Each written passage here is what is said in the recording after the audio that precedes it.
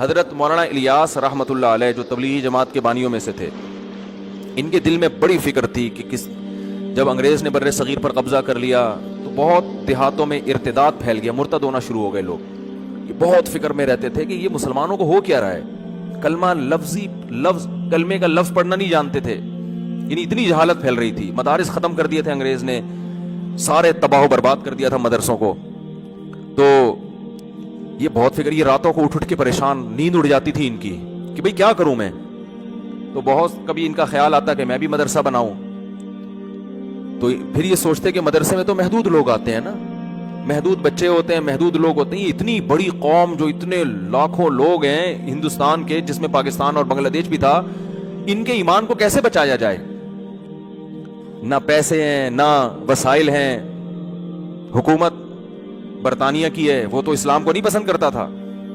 تو اتنا درد تھا ان کے دل میں. ان کی سوانے میں لکھا ہے کہ راتوں کو نیندیں اڑ جایا کرتی تھی ان کے اہل خانہ بتاتے ہیں چہل قدمی کر رہے ہوتے تھے رات کو. پوچھتے کیا کہہ رہے ہیں یہ ہمارے یعنی مسلمانوں کا ہوگا کیا، یہ تو سب اسلام سے دور ہو جائیں گے، اس کو کیسے روکا جائے. تو اللہ نے ان کے ذہن میں یہ ترکیب ڈالی کہ بھائی کوئی الگ سے مدرسہ بنانے کی ضرورت نہیں ہے، کوئی انسٹیٹیوٹ بنانے کی. یہ روایتی طریقے ہیں جو صدیوں سے آ رہے ہیں، چلتے رہیں گے. عوام میں کوئی بہت بڑا کام کرنا چاہیے. اور ان کے ذہن میں یہ بات آئی کہ جس چیز پہ انسان کا جان، مال اور وقت لگتا ہے، انسان کے دل میں اسی کی قدر آتی ہے. صحابہ کرام کی جان بھی لگی، مال بھی لگا اور وقت بھی لگا. تو ان کا جان اور مال اور وقت لگاؤ. اور جہادی تحریکیں بھی ناکام ہو چکی تھیں، بہت سے علماء انگریز کے خلاف کھڑے ہوئے. تو حضرت مولانا الیاس رحمۃ اللہ علیہ نے جب دیکھ لیا نا یہ سب کچھ کیا ہو گیا ہے، ناکام، تو اب ایک حل تو یہ کہ مسلمانوں کو ایسے ہی چھوڑ دو. کہ ایسے ہی نہیں چھوڑا جا سکتا. اتنا درد تھا، اتنی فکر تھی، راتوں کو اٹھ کے نیند خراب ہو جاتی تھی. اور ہماری نیند خراب ہوتی ہے، کوئی پیسے نہیں واپس کر رہا، کوئی مسئلہ ہے وہاں، کوئی جو ہے نا، ان کی نیندیں خراب کیوں ہو رہی ہیں کہ بھائی یہ بر صغیر کے مسلمان تو سارے کافر ہو جائیں گے، یہ تو اسلام سے دور ہو جائیں گے. تو دینی مدارس کافی نہیں ہے اس فتنے کو کنٹرول کرنے کے لیے. وہ اپنا کردار تو ادا کر رہے ہیں مگر یہ کافی نہیں ہے. تو انہوں نے کیا کیا کہ لوگوں سے کہا، جا کے منتیں کی، دیہاتیوں کی، پاؤں پکڑے کہ بھائی کچھ وقت ماحول تبدیل کرو، اللہ کی راہ میں نکلو، کلمہ سیکھ لو، کچھ موٹی موٹی ایمان کی باتیں سیکھ لو. اور اس کا ایسی اللہ نے، چونکہ اخلاص بہت تھا، ایسی برکت دی ہے کہ توقعات سے زیادہ اللہ نے اس کام کو مقبولیت ادا کی. پھر وہ پیش گوئی کیا کرتے تھے کہ ایک دن آئے گا ہماری جماعتیں امریکہ جا رہی ہوں گی. لوگ ہنستے تھے کہ یہ کیسی باتیں کر رہے ہیں، امریکہ جائیں گی جب جماعتیں، جاپان جائیں گی جماعتیں، پوری دنیا میں ایک تہلکہ. اس وقت اگر تبلیغی اجتماع ایک ہی جگہ ہو جائے نا سب کا، ابھی تو مختلف ٹکڑوں میں ہے نا، تو حج کے بعد دنیا کا سب سے بڑا اجتماع ہے یہ. حالانکہ نہ کوئی انٹرٹینمنٹ ہے، نہ لنگر تقسیم ہو رہا ہے، کچھ ہو رہا ہے، نہ کوئی ایئر کنڈیشن روم ہے، مٹی میں دریوں پہ لوگ بیٹھے ہوئے، اور وہ دریاں بھی اپنے گھر سے لے کر آ رہے ہیں. کمال ہو گیا بھائی. ابھی میں اجتماع میں گیا تھا نا، میں جب ادھر گیا نا تو وہاں ایک دو بزرگوں سے زیارت ہوئی. تو وہاں ہم جب بیٹھے نا کھانا کھانے کے لیے، میں اخلاص بتا رہا ہوں کہ حضرت مولانا الیاس رحمۃ اللہ علیہ کا جو سینے کا درد تھا نا وہ کیسے منتقل ہوا ہے. حالانکہ نہ کوئی اسباب تھے، نہ کوئی وسائل تھے، بل لوگوں کے جا کے منتیں کرتے تھے، کچھ وقت لگاؤ، اپنی جان، اپنا مال، اپنا وقت خرچ کرو. اس کی برکتیں دیکھیں کیسے ارب پتی کروڑ پتی لوگ جماعت میں نکلے ہیں. سارے کام آٹومیٹک ہو رہے ہیں. ڈاکٹر بھی بیٹھے ہوئے ہیں، کوئی فیس نہیں، ٹھیک ہے نا.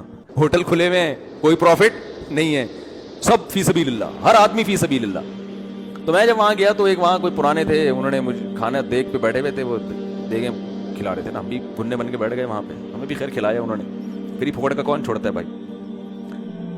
تو میں نے کہا یار یہ دیگ پہ کون بیٹھا ہوا ہے؟ تو انہوں نے بتایا یہ کتنی فیکٹریوں کے مالک ہیں، یہ کتنے کروڑ پتی آدمی ہیں، اور دیکھو کیسے اپنے آپ کو کیا کر دیا.